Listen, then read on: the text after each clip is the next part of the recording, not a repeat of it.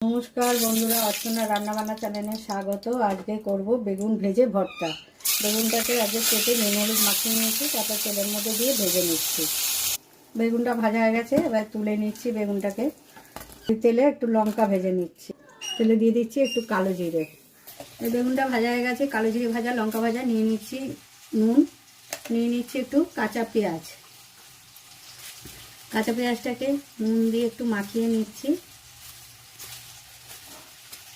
তার একটু মুলে নিচ্ছি। এবার বেগুনটাকে হাতে করে মেখে নিচ্ছি।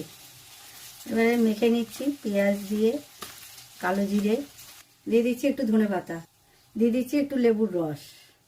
রেডি গরম গরম বেগুন ভেজে ভর্তা। গরম ভাতের সাথে খেতে দারুণ লাগবে, আপনারাও করে খেয়ে দেখবেন এই শীতকালের দিনে।